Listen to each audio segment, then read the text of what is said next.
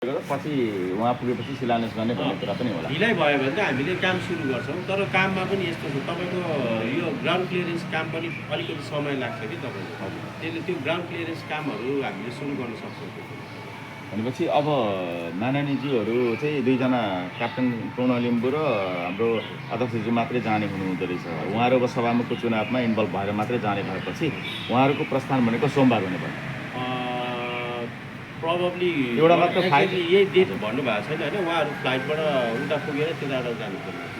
अब त्यही अतरियाबाटै त जानुपर्ने हुन्छ, त्यहाँबाट नि जाँदा लगभग 2 दिनको झन्डै हुने हो होइन। 2 दिन 1.5 दिन त्यो मिलाउनु हुन्छ। शिलान्यास चाहिँ अलिक तलमाथि हुन सक्ने सम्भावना प्रोबब्ली हुन्छ होला, तर त्यो अब एकदमै अहिले त्यतातिर अतालिहालेको छैन। अब दाइ के हुन्छ त यो अगाडि जाने हाम्रो इन्जिनियरको टोलीहरू हुनुहुन्छ होइन, उहाँहरू गएर तपाईँको सुरुमा ग्राउन्डमा यो प्रोजेक्ट प्रिपेरेसन फेज हुन्छ कि एउटा ठुलो प्रोजेक्टको, त्यो प्रिपेरेसन फेजमा लाग्नुहुन्छ। जस्तो तपाईँको अब एडमिनको टोलीले एडमिनिस्ट्रेटिभ कुराहरूमा बस्ने खानेर यताउता कुराहरू लाग्नुहुन्छ। हाम्रो पिआरले अब गाउँको अहिलेको हामी गाउँको मान्छेहरूसँग कसरी समन्वय हुन्छ, कसरी यो कुरामा कन्ट्रोल हुन्छ भन्ने कुराहरूमा गाउँको श्रमदाताहरू कति के हुन्छ भन्ने कुरा, यो सबै कुरामा चाहिँ उहाँहरूले चाहिँ ग्राउन्ड स्टडी गर्नुहुन्छ। अनि यतापट्टि चाहिँ अब त्यो पुल बन्ने ठाउँमा कुन रुख काट्ने, कुन हाँगा हटाउने, कताबाट ढुङ्गा ल्याउने, कताबाट बालुवा गर्ने, ट्रान्सपोर्टेसन कसरी गर्ने भन्ने कुरा उहाँहरू स्टडी गरेर गर्नुहुन्छ। अनि त्यसपछि अब भयो भने रुखहरू काट्नको लागि त्यहाँ अनुमति के छ कसो सबै कुरा बुझेर चाहिँ काम अगाडि बढाउनलाई चाहिँ रेडी हुन्छ कि उहाँहरू।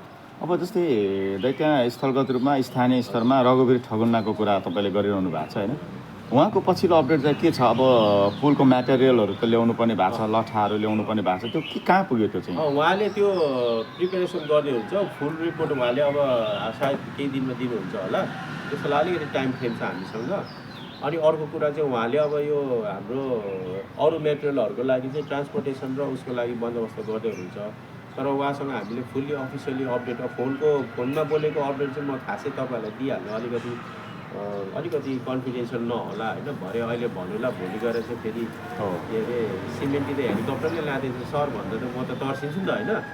त्यसले गर्दाखेरि त्यो कुराहरू चाहिँ अफिसियली रिटेनमा आएपछि मात्र भन्दा राम्रो हुन्छ।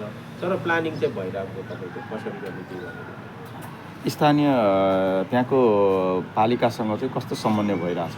त्यो चाहिँ अब हाम्रो फिल्ड टोली जब पुग्छ नि, महेन्द्रजीको टोली जब पुग्छ नि त्यसपछि चाहिँ कुरा हुन्छ। अन्तिममा सम्पूर्ण दर्शकहरूलाई आज यो दार्चुला पुलको बारेमा विभिन्न खालका कुराहरू उठिरहेका छन् होइन, कसरी जाने के गर्ने एउटा प्रसङ्ग चाहिँ उठाउनु भयो, जुन चाहिँ आर्थिक रूपमा त्यो अवस्था छ भने उहाँहरूलाई चाहिँ समय दिन सक्नेलाई चाहिँ यातायातको व्यवस्थापन गर्ने भन्ने कुरा चाहिँ भयो। तर सबै श्रमदातालाई चाहिँ होइन, त्यो चाहिँ उहाँहरू यहाँ आएर गर्ने। र अर्को टी सर्टको कुरा आयो होइन, योसँग अरू के छुटेको कुरा केही छ? अर्को कुरा चाहिँ के छ भने मैले यहाँ अहिले हजुरसँग बोलिरहँदाखेरि फेरि मैले नै सबै कन्ट्रोल गरेको हुँदिनँ है। हाम्रो फिल्डमा आफ्नो ठाउँमा काम गर्ने हुनुहुन्छ। जस्तो हजुर अघि यहाँ सोध्नुभयो जुन उहाँको लोकल स्थानीय सरकारसँग के कुरा भइरहेको छ भन्ने कुरा, त्यो कुरा म डाइरेक्ट गर्दिनँ हो। मैले अहिले ओभरअल हेर्दैछु, तर म त्यो कुरा गर्दिनँ। त्यसको लागि चाहिँ हाम्रो सम्बन्धित ठाउँमा सम्बन्धित मान्छेको ड्युटी छुट्याइदिएको छु। उहाँले गएर हेरेर कुरा गरेर अफिसियल रिपोर्ट पठाएपछि मात्र मेरोबाट चाहिँ एन्सर आउँछ क्या तपाईँको। त्यो सिस्टम चाहिँ हामीले त्यसरी सेटअप गरेर त्यो गरेर चाहिँ कोही पनि कन्फ्युजन हुँदैन होइन, अनि कुनै पनि मिसइन्फर्मेसन जाँदैन क्या तपाईँको। अब श्रमदाताहरू जाने चाहिँ कसरी हुन्छ? जस्तै अब कन्टिन्यू आज गएको भोलि गएको हुन्छ कि त्यसरी जानुहुन्छ? किनभने बस आज डेली अब चल्दैछ, अथवा चाहिँ हाम्रो दिपजीले त्यो कुरा अपडेट गर्दै हुनुहुन्छ। अनि त्यसपछि तपाईँको अब त्यहाँ पनि अहिले डेली जानुहुन्छ? डेली हो कि दिन बेला त्यो मलाई थाहा छैन, तर दिपजीहरूले चाहिँ त्यो कम्युनिकेसन गर्दै हुन्छ, उहाँले त्यो बारे चाहिँ बुझ्दै हुनुहुन्छ। भनेपछि बस धरानबाटै जाँदो रहेछ? बस धरानबाटै जान्छ भन्नुहुन्छ। जस्तो यो पुलको सामग्री, पुल निर्माणका सामग्रीहरू चाहिँ यो बोर्डर पारीबाट आउँछ कि अथवा वारी नेपालबाटै त्यो चाहिँ हाम्रो रिसोर्सेस, अघि मैले भने रिसोर्सेस र क्वालिटी कन्ट्रोल अफिसर हुन्छ रघुवीर ठगुन्ना, त्यो चाहिँ उहाँले इन्टायरली प्लानिङ गर्दै हुन्छ। उहाँले प्लान उहाँको पुरा भइसकेपछि उहाँले मलाई पठाउनु भएपछि मैले हजुरहरूलाई भन्नु सक्छु। भनेपछि त्यो पारीबाट पनि आउन सक्छ? त्यो चाहिँ अब उहाँले गर्ने कुरा हो होइन, उहाँले त्यो भनिसकेपछि अफिसियली आइसकेपछि हजुरहरूलाई अहिले जो जति पनि पुल निर्माणको लागि जुन जुटिरहेको छ, डोनेसन जुटिरहेको छ, त्यो त नितान्त पब्लिकले आफ्नै होइन सुविवेकले स्वेच्छाले दिइरहेको हो।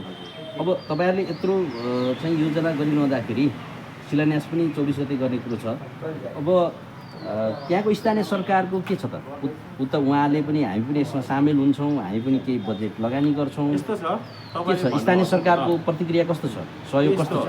हामी अस्ति तपाईँको निरीक्षणमा अनुभवमा जाँदाखेरि यो सबै कुरा बुझेर आउँदाखेरि उहाँहरू एकदम सपोर्टिभ हुनुहुन्छ। हामीले निरीक्षण गर्ने समयभरि उहाँले हामीलाई साथ दिनुभएको छ र के कुरामा हजुरलाई चाहिन्छ हामी तपाईँहरूलाई साथ दिन रेडी छौँ भनेर उहाँले भनेपछि मात्र हामीले यो पाइला चालेको।